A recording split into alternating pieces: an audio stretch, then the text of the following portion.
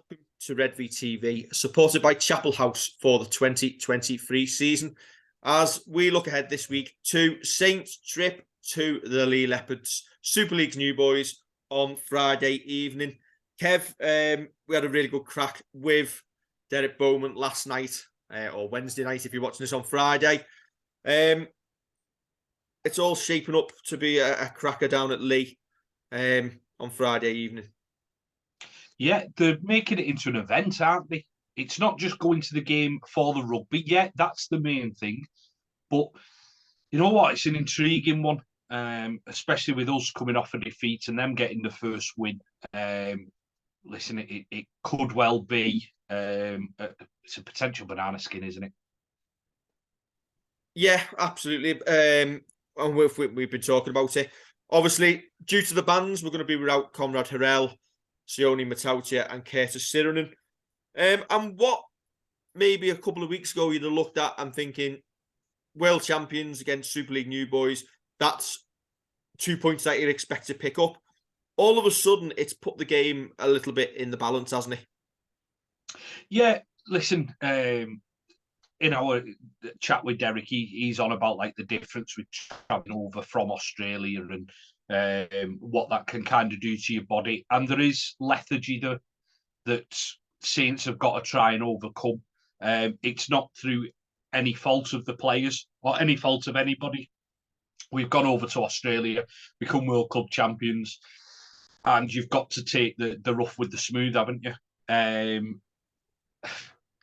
Yeah, listen, this is one of them games, as you say, that you look at it on paper, look at it with a full strength squad, and you're thinking, well, we should be going over there doing the business. Doesn't always work like that, does it? It doesn't. But one thing we didn't mention to Derek is that after the Leeds game, we had 3 days rest to recuperate.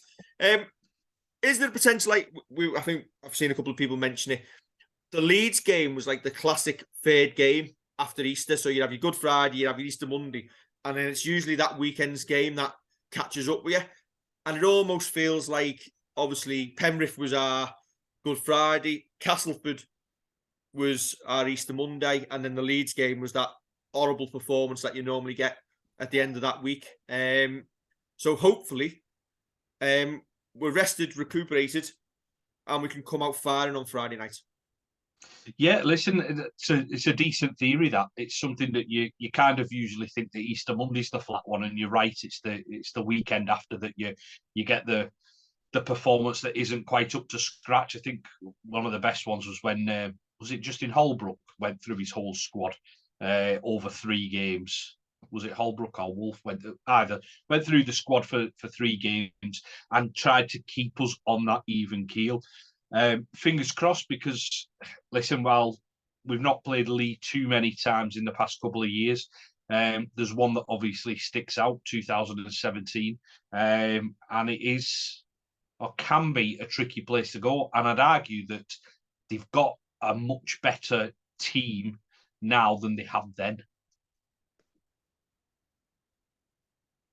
Yeah, and we were looking at this. Obviously, when Leigh came up last time, they only had that short spell after getting promotion to put a side together.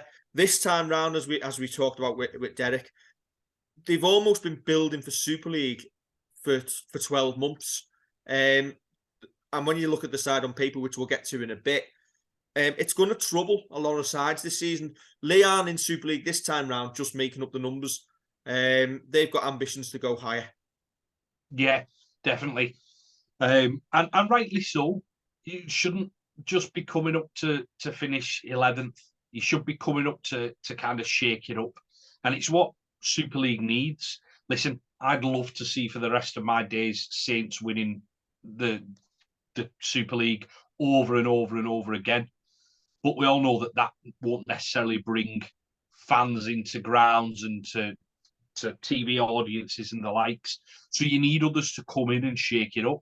And if Leigh are going to be the almost Newcastle-esque, possibly, of the Premier League, who've come in and started trying to get into the top 4, or even Man City when they got the money and started changing things up. And listen, I'm sure Derek wouldn't mind being a tenner behind some of their owners in the bank balance stakes. But if someone comes up and starts kind of breaking up the norm, then good on them, and good on them for giving it a go. Yeah, obviously they got off the mark last weekend, beating Hull KR. You have to worry for the likes of Wakefield, probably the ones most at risk this year. Obviously, Lewis Murphy's just been ruled out for the year. They've lost Tom Johnson, which was one of their main threats. And then all of a sudden, you've got Leigh coming in. Is it fair to say he's a bit of an upstart? Splashed the cash a little bit, built a decent Super League squad, and are capable of, as they've shown last weekend, going on the road and getting results. And with a ferocious crowd down at Leigh, they're going to win a fair amount of home games as well. Hopefully not starting Friday night, but yeah. Listen, I've got no objections to a side coming in on this side of the Pennines, giving us a closer journey than another trip over there. Listen, you mentioned Wakefield quite a bit there. I think Castleford are another team in that mix. They've got a big decision to make now. They've got rid of the person who wears the best shoes in Super League. And if they don't get that right, and it's with a squad that he hasn't put together, they're in the mire. Because you only need one or two different results to go kind of wrong. The games between Wakefield and Castleford will be massive. And as a derby game, that could go either way. Yeah, listen, I'm just looking at the rest of the Super League table now. There's nobody else really, I think, is going to be in the mire. To be fair, I don't think Leigh are going to be in the mire. I think they'll do. It's potential. Cass or Wakefield could be the ones to go. I think Cass might just have too much. I know things didn't go to plan against Wigan, but they were tight till half time, and then if things had just stuck against us, they could have got a result. And listen, they've got a really good crowd there as well at the Jungle. Yeah. I think they'll be all right. But yeah, interesting to know Derek was saying about Leigh potentially looking at, obviously, if they can get some results on the board, potentially sneaking that 6th spot at the end of the year. Listen, that's a big call, isn't it? It's a big ask. But why not aim high? Why not aim high? And a fair play to him.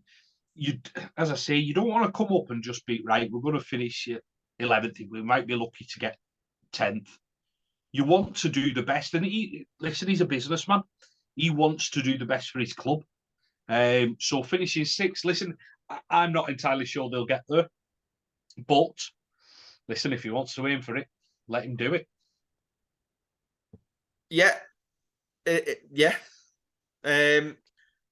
What's your thoughts on the rebrand? I know obviously it was controversial when they announced it, but do you know what? What is this might be blasphemous from Leigh fans, but Leigh Centurions, the Centurion name, isn't a name that really sells, does it? Leigh Leopards. Listen, people will say, obviously, what's a leopard? I don't know. What's a leopard? But you've got your Wigan Warriors, your Leeds Rhinos. Why not? Everybody else has got a cat or an animal in the name. I don't know what a rhino is. But do you know what? Now in the cold light of day, it's settled, hasn't it? The badge looks decent. I'm not sure I'd suit leopard print. But all of a sudden they've got a brand that people can try and get behind.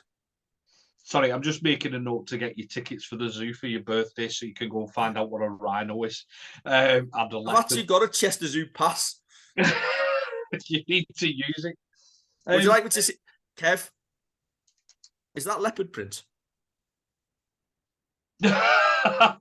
Well, listen, I wear that on Friday. I'm sure Derek will welcome you in. That is wonderful. You look like you're being held hostage, though. It was an Oodie from Costco. Was it? I didn't buy the print in the end. No. Okay. Well, if I had, I'd be wearing it on Friday. We'll never know the truth with that. Listen, yeah, the the leopard print isn't for me. I don't think that shirt's for me. But I'm a person who, I mean, I'm sat here in an old, a 1960s replica jersey, rather than the current one. To be fair, Kev, I don't think leopard print is for 40-year-old blokes. Well, and it listen. What about Derek then? He's the owner; he can get away with it. It'd be interesting to see what they do in the next few years. Is the leopard print they're wearing at the moment just to launch the rebrand, and will it settle down a bit in a few years? But do you know what? What's the definition of madness? Trying the same thing over and over again and expecting different results. They've had a couple of cracks at it before. They've come up this time. They're doing something different, and hopefully they'll see some rewards from it. Yeah, that's it. Listen, to expand on what I was saying, the leopard print isn't for me. And when I first saw it, I was thinking, oh, is this a great idea? But as you say, things settle down, and all of a sudden you turn around and go, well, actually, yeah, they've got something they can build there. Again, we keep saying it. Somebody will be in the comments saying, "Oh, do you think these two have had an interview with Derek Beaumont next?" Having a go at that. But listen, they're now doing what, say, Holland do. You know, when they have the Orange Army and everybody's dressed in orange, or Norwich City, who are all dressed in yellow. You've got these now who are turning up in different bits of leopard print, and it's up to Leigh to kind of start selling as much stuff as they can to get on the back of this and make it a success for them. Get every penny they can from it, and as you say, whether it is going to be they're all going to turn up like Bet Lynch, that's one for the kids. They're all going to turn up like Bet Lynch on the pitch or off the pitch. You look like Alex. More Jack Duckworth if I put a blaster on my glasses. These are pop culture references of now, aren't they? But yeah, listen, if that's how they want to do the kits and put it out there like that, I'm not going to argue with them. I'm not a businessman, and as you say, if everybody did the same thing and stuck to the same thing, there'd be absolutely no differentiation from each club. Leigh are getting out there, they're making an event of the game, they're making people talk about them, whether you like it or not, that is what is happening. Yeah, listen, we're being very complimentary and nice to Leigh on their return to Super League. The definition of success for Leigh will be if we are sat here in 12 months, giving it to them large.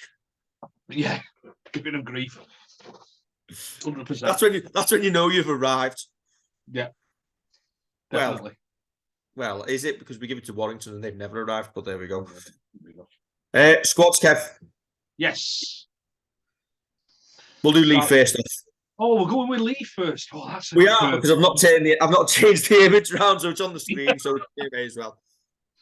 Right, a big loss for these with Ben Reynolds, the standoff missing out, and Tom Nisbet, the ex-Saints player, comes in his place.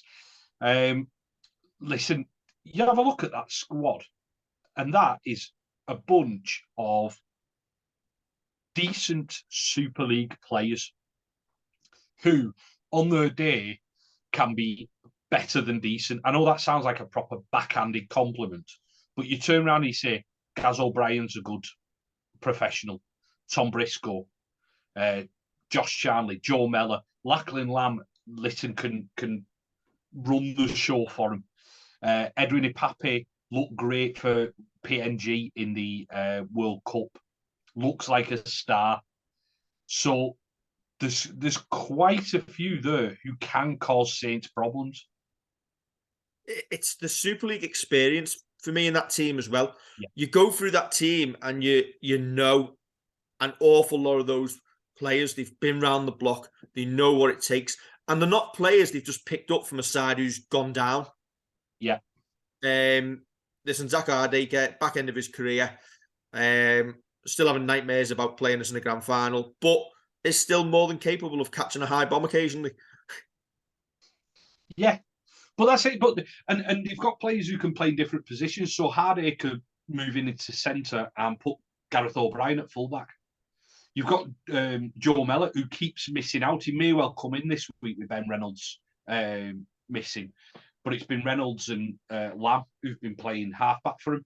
So you've got players there, as you say, good pros who know what Super League's all about. They're not pros who are necessarily coming from a disappointing season, being relegated, to then having to try and do it again. They're coming from decent clubs and they're coming from good backgrounds where they've had good careers, and they can give Leigh the best chance of staying up that any club has had probably since Hull KR came up. Yeah, and listen, I will always judge a club on how well they put their squad graphic out. And they've actually done a proper job. So fair play, not like, is it Huddersfield or Hull who just decided to put a text message out on a notepad? But there we go. I think it's Hull FC, and then notepad team looks terrible. Up the game. Right. This is enough of Leigh TV. Yep. So Dave Lyon will move out to the Leopards den and onto the Saints squad. Excellent. Despite what I kept tweeting out today, there are 4 changes to that squad. Yeah, not 3, Kev. Not 3. Yeah, obviously the 3 who were suspended, Connie Sione and Curtis Sirenen, and George Delaney dropped out as well, with James Roby back, Iggy Parsi, Wesley Bruins, and I forgot Luke Baxter's first name. How's Baxter's first name? Lewis Baxter. His name just completely disappeared out of my head. Age, Kev, Sorry. age. Kev, are you surprised to see George Delaney drop out of the 21-man squad? Given that obviously he's been out, well, he's been in it for the last couple of weeks. He was on loan at Swinton last weekend and got man of the match in that game for them as well. Not sure how well you play when you get tonked 40-0, but George Delaney's still a standout. Maybe a little bit unfortunate just to miss out, or is it a case of maybe he's just going to go out on loan again this week? I think he'll go out on dual reg. I think with Parsi back in, it just makes sense him dropping out. I think the throwing of the Wes Bruins in just gives Leigh something to think about of who we're going to go in that centre combination with Connie missing. But I don't see the point in naming someone if they've not got a chance of playing. And because George has been over there, apparently George put in a little kick as well. So I'm sure the PFU will be on to him. Forwards Union chairman won't be happy. Yeah, definitely not. There'll be a fine coming in, something towards the end of season buffet. I don't see the point in naming them if they've not got a chance of playing, unless it's we've got people injured. And I think prop forward wise, we've not got any worries there, have we? So just let him concentrate on going out to Swinton if that's where he is again. Connie Harrell missing in the centres. Is it fair to say that I'd expect Ben Davis to come in and slot straight in there? Yeah, definitely. That's what I'd expect. I wouldn't expect a change around of a lot of personnel. I think, again, we speak about this quite a bit early in the season and then later in the season, where you're trying to get them combinations going. And obviously we can't for a couple of weeks with Connie sat on the touchline. But you just slot someone in for me. And I think it's Ben Davis is the next cab off the rank. I've seen a couple of people speaking about Wes Bruins making his debut. It may well be a little bit too early for him, but getting him in and around that squad and keeping him there because we're a little bit shorter in the centres makes sense to me. That's it. We've had George Delaney in while Iggy Parsi's been missing. Now Iggy's back. Don't need George in there, but with Conrad missing and Sione to some extent, with him being able to fill in at centre, you put Wes Bruins in. Yeah. Obviously, the T. Ritson, John Bennison debate will come up most weeks. I would expect John Bennison to keep his place this week in the side. I just don't think we're going to disrupt even more of the lineup, given the fact that we're going to be missing 3 already and making 3 changes. It just seems another unnecessary change to make this early in the year. And there's plenty of time for T. Ritson to get a shot at Super League. I think you're right. I think that line will pretty much stay unchanged apart from the enforced one.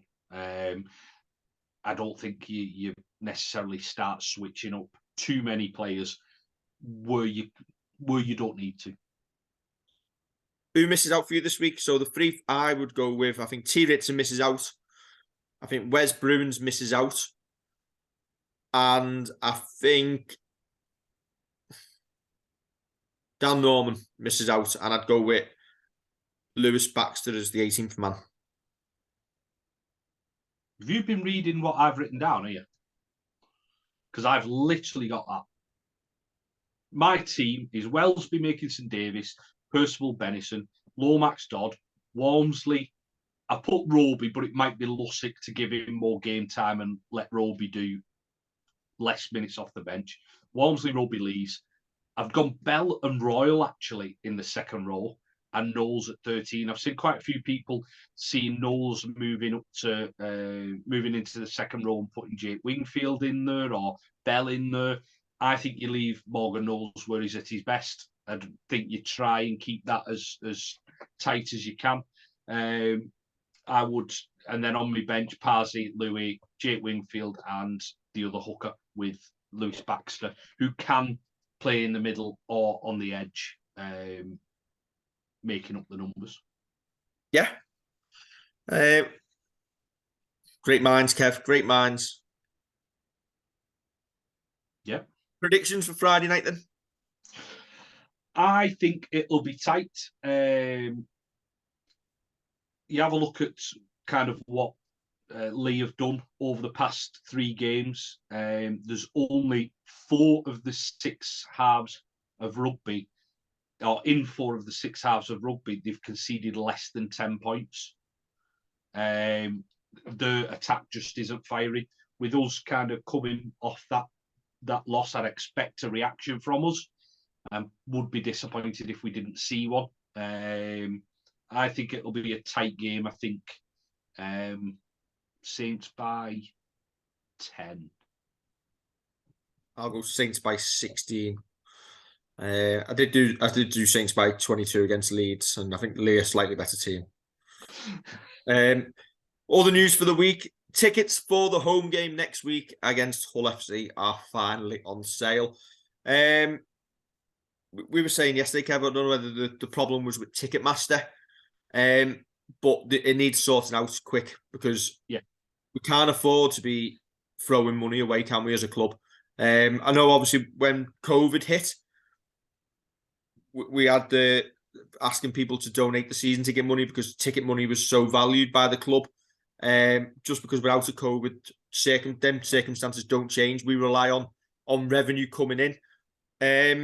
And it just strikes me like 10 days before the game, before tickets go on sale, what's to stop people looking at it this week going, do you know what? The league game's not on the telly. Hull FC was. I'll go and spend me £100 for the family. We'll all go to Leigh this Friday instead because I'm here trying to buy a ticket and I can't. You have to be able to take people's money when they're offering it to you. Yeah. There's not much more to add to that. That's it. Wherever the problem lies, hopefully Saints can remedy that as soon as possible. And they might point to other games now being on sale, but it needs to be ready quicker. As you say, you can't turn around and have people, say, contacting us via social media, or you see them, like people that I follow will be tweeting saying, when are these tickets going on sale? When are the tickets going on sale? Whatever the issue is, let's hope it's ironed out, because in this sport that we've got, every penny counts. And to not be able to spend your money at Saints for a reason that can be sorted, it's all very well if you turn around and say, well, I don't really like the shirt, or I'm not a fan of this, that, and the other. That's fine, but they're on sale. But if you can't literally buy the item that you want as in a ticket, which will be on sale and should have been on sale beforehand. Let's just hope all that is ironed out. Yeah, listen, money's tight for everyone. And as we know here in the sports and hotbed of the Northwest, people have multiple teams across multiple sports, and sometimes people have to pick and choose. So make sure they pick us. Hopefully, move into that online system. Hopefully, there'll be no reason why we can't have all home games on sale altogether. You should be able to buy tickets whenever you want to until it sells out. Yeah, and that's it. And make it so when you get round to your Wigan game and people turn around and say, listen, people might not be able to buy up front. I completely get that. But make it like, oh God, I've got to go and get me Wigan ticket because it's selling out, because they've sold however many. And it's 90% full, right? And we need to go get our tickets here, or else we're going to miss out. So what you need to do, you need to make it the event to go to. You're right that people have different teams. Both me and you talk about our football teams quite a bit on here. We have all that chat with other fans as well. The club needs to make itself the event that people can go to and will go to. Yeah, I know we don't do it. I've just made sure I checked before I said it. One thing I don't get across Super League at all is why teams make the walk-up ticket dearer on the day. I'd say the potential theory behind that is to make sure that they've got the guaranteed income of tickets. But also, I find it absolutely maddening that if you're going to go to a ground, and whether we do it or not, if you go to a ground and it is more for exactly the same thing by a couple of quid just because you haven't had the ability to make your decision. You might be in work, you might get off work early, you might have a shift change, and you can't go and buy a ticket for the same price. You can't walk up and just pay in. It's maddening. Yeah. In any other business, tickets actually things get cheaper closer to the date. Generally. Yeah, you're not going to. I mean, you're not going to do that because everybody will just wait and try and buy it as cheap as possible. Same price. Yeah, as long as they don't do what some like concerts are now, some gigs where it's that pricing that was it Bruce Springsteen and they all went through the roof. And there's quite a few whose prices have gone up to like 300 quid a ticket. No offense, that's what I don't even spend that on my season ticket. Right, Kev. I think that's us done and dusted. Yeah. Well, one thing just before we finish, and I know I wasn't on the instant fan reaction, so I'm not going to rake over a lot of the decisions that were made. You know what's really impressed me for a young coach this week? Paul Wellens' attitude and how he's spoken in the press about the decisions made and what we need to do right. I think it's a good point of order just to bring up that for someone so young in his first head coach's job, that the way that he has spoken and said, we need to put this right, we've had a little look at it. I will go and I'll find out if we can do the challenge that everybody's up in arms about, that could well have swung the game. Just the way that he's spoken, I thought, is a really good sign. And hopefully things go well for him, because he's not trying to hide. He's trying to almost front up with the truth and play things down. And I just thought this week he's been really, really good. Yeah, and you know what? You want a coach who comes out and says, just be honest and give it the truth. Yeah. I don't ever want to see a Saints team, and listen, it's a long time since we've seen it, where we've come away from the stadium and the performance has been truly woeful, shambolic. Yeah. And then you sometimes get coach interviews when they go, yeah, I thought we played well. And you're thinking, have you watched the same game? Generally, and Weller will say it himself, the Saints crowd have watched enough rugby league, they're knowledgeable enough to know whether they're watching good or bad. And as you say, he's come out and give the honest truth, and people will take that all day long. Yeah, exactly. And that's what you want. You don't want it to be excuses here and there. It's we look at this, we're going to do something about it, and this is what we need to do. I think it's great from him. Absolutely. Right, Kev, I will catch you tomorrow evening for the instant fan reaction. I might see you in between, but yeah, fair enough. And can I just point out, if the weather stays as cold as this, we'll be filming it in the car. Yes. With the heated seats. Yes. Catch you soon. Don't forget to like, share, and subscribe.